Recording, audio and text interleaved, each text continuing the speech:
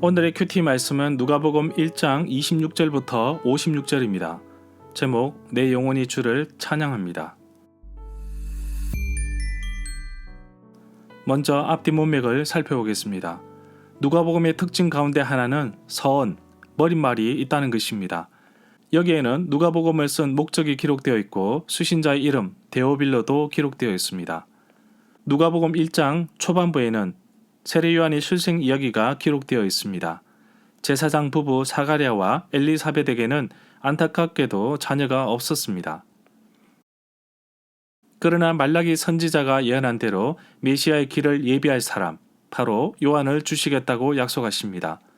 누가복음 1장 중후반부에는 예수님의 탄생 예언과 엘리사벳과 마리아의 만남을 통해 울려 퍼지는 찬양 이야기가 나옵니다.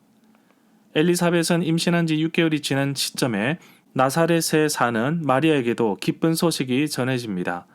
가브리엘 천사가 아직 결혼하지 않은 마리아도 아들을 낳을 것이라고 하였습니다. 엘리사벳을 통해 인간의 한계를 뛰어넘으시는 하나님께서 마리아에게도 성령으로 잉태되어 처녀 마리아의 몸을 통해 예수님이 탄생할 것을 전해주십니다.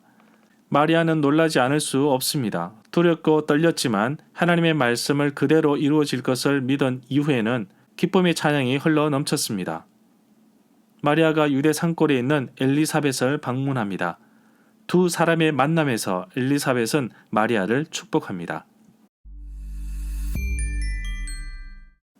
문단을 나눠보겠습니다. 26절부터 38절은 예수님의 탄생을 예고하심, 39절부터 45절은 마리아가 엘리사벳을 방문하다, 46절부터 56절은 마리아의 창가, 26절에 보면 사가랴가 성전의 직무를 다 수행하고 집으로 돌아간 후 그의 아내 엘리사벳이 임신을 하였고 5달 동안 숨어 있었습니다.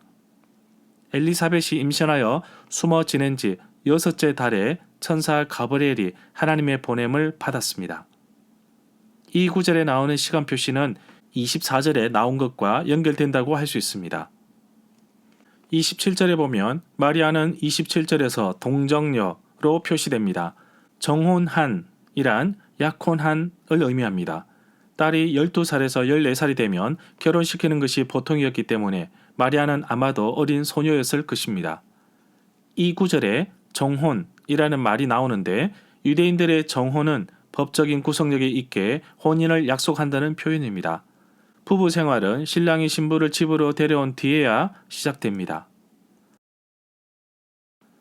31절에 보면 마리아가 잉태하여 아들을 낳을 것인데 그 이름을 예수라고 하라고 합니다.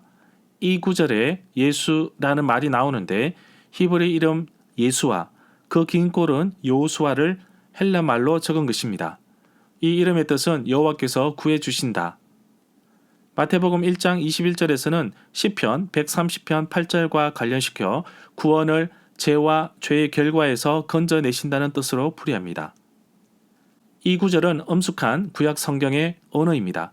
그런데 흘려 넘길 수 없는 것은 무엇보다도 이사야 7장 14절의 암시입니다. 이 구절은 그리스 번역에 히브리어 원문의 처녀라는 낱말이 사용되었습니다. 아기의 이름은 예수라고 해야 한다고 합니다. 이름을 미리 정한 것에 관해서는 13절에 나옵니다.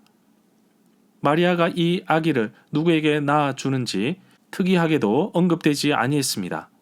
그 아기는 전적으로 하나님의 소유가 될 것입니다. 저가 큰 자가 되리라 32절에서는 이미 요한에 대해서도 말한 바 있습니다. 그렇지만 그 말의 성격은 종류가 다릅니다. 예수님 안에서 사무엘 7장 12절부터 16절의 약속이 성취될 것입니다. 그는 대망하는 다윗의 자손이며 하나님의 아들입니다. 34절에 보면 히브리 문화에서 3번 반복은 최상급입니다. 27절 29절에 처녀, 34절에 남자를 알지 못하니 라는 단어는 예수님의 사랑의 혈통이 아닌 성령으로 잉태되었음을 분명히 말해주는 대목입니다. 40절에 보면 마리아가 사가랴의 집에 들어가서 엘리사벳을 문안하게 됩니다. 이미 엘리사벳은 임신한 지 6개월이 지난 상태였습니다. 39절부터 45절 단락에서 마리아가 길을 나선 것은 36절에 천사의 지시를 따른 것입니다. 두 어머니, 즉 노파와 소녀의 만남은 동시에 두 아이의 첫 번째 만남이 됩니다. 어머니의 태중에서 벌써 요한은 성령으로 충만하게 되어 예비자로서 그의 과업을 받아들인 것입니다. 그는 메시아를 알아채고 그를 지시합니다. 엘리사벳은 그 표징을 이해하고 성령에 이끌려 마리아와 그 아이에게 찬양을 드린 첫 번째 사람이 되었습니다.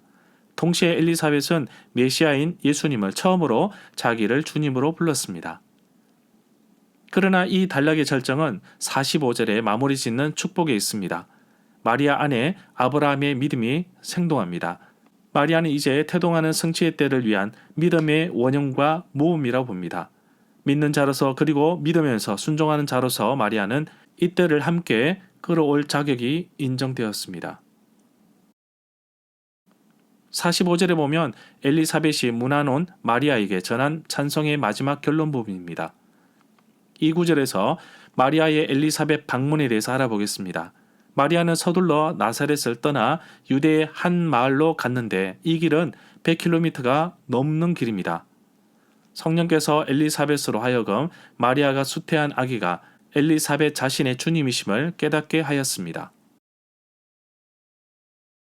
46절에 보면 이 단락 46절부터 56절 단락에서 마리아는 이 창가에서 자기에게 일어난 일에 대해 하나님을 찬양합니다. 그리고 아브라함과 조상들에게 주신 약속들이 성취되는 데서 이스라엘 백성에게 이제 구원으로 선사하실 것에 대해 찬양합니다. 이 창가는 두 부분으로 구성되어 있는데 구약 성경의 인용문들과 암시들로 촘촘히 쌓인 직물과 같습니다. 눈에 띄는 것은 51절부터 53절에서처럼 비천한 자들, 줄이는 자들을 위한 구원과 교만한 자들, 권세 있는 자들, 그리고 부자들에 대한 심판에 초점이 맞춰져 있다는 점입니다. 그것은 누가복음 6장 20절부터 26절의 구원 및 저주의 외침을 벌써 울리게 합니다. 48절 하반절에 마리아에 대한 존경의 성경적 근거가 들어 있습니다. 누가복음은 이에 대한 최초의 큰 증언입니다. 56절에 보면 마리아가 엘리사벳 집에 석 달쯤 함께 있다가 집으로 돌아갔습니다. 그러면 엘리사벳은 임신한 지 9개월쯤 되었고 곧 출산할 때가 되었습니다. 마리아 역시 태중에 아기가 있은 지 3개월이 지났습니다. 절마다 상세한 설명과 구절 해석, 핵심 내용과 중심 줄거리는 네이버 블로그에 올려져 있습니다. 내게 주시는 교훈입니다. 마리아는 가브리엘 천사가 전해준 이야기를 나누기 위해 친족 엘리사벳이 머무는 유대 산골까지 갑니다. 두 여인의 만남이지만 실제로는 그의 할머니와 어린 소녀의 만남입니다. 그러나 성령 충만을 받은 엘리사벳은 오히려 마리아를 보며 구세주의 어머니가 될 것이라는 말을 하게 됩니다. 마리아는 천사가 전해준 소식에 감당하기 어려웠으나 엘리사벳을 통해 위로와 격려와 힘을 얻게 됩니다. 또한 자신에게 임한 귀한 사역을 잘 감당하게 됩니다. 아마 할머니 엘리사벳과 어린 소녀는 3개월간 같이 머물면서 많은 이야기를 나누었을 것입니다. 어쩌면 마리아처럼 하나님께서 나에게 맡기신 엄청난 사명을 두고 힘들어하거나 어려운 적이 있지는 않으신지요? 그때마다 도우미로, 조력자로, 헬퍼로, 멘토로 도우시는 분이 있지는 않으셨는지요? 하나님은 나에게 귀한 사명을 맡기시고 또 잘 감당하기 위해 하나님께서 조력자를 보내신 것입니다. 나 역시 또 누군가를 도와주어야 할 사람이라는 것입니다. 엘리사벳은 자신을 찾아온 마리아에게 지혜롭게 말한 것처럼 여러분들도 지혜롭게 사람들을 돕고 세우는 귀한 사명을 잘 감당하시길 바랍니다. 하나님의 은혜를 입은 마리아에게 주께서 너와 함께 하신다는 말씀은 정말 힘이 되고 위로가 되는 말씀입니다. 하나님의 위대한 일을 자신에게 맡기셨다는 확신에 대한 약속입니다. 지금 우리는 이 순간 힘든 시간을 보내고 있습니다. 그러나 진정한 소망이 하나님께 있음을 포기하지 않습니다. 위기를 기회로 삼아 우리 모두 다시 일어서야 합니다. 하나님이 나와 함께 하시면 세상 어떤 일도 다 해낼 수 있습니다. 하나님이 나와 함께 하시면 능하지 못할 것이 없습니다. 하나님께서 나에게 어떤 일을 맡기셨습니까? 하나님께서 나에게 귀한 사역을 맡기시면서 내가 너와 함께 하겠다라고 하십니다.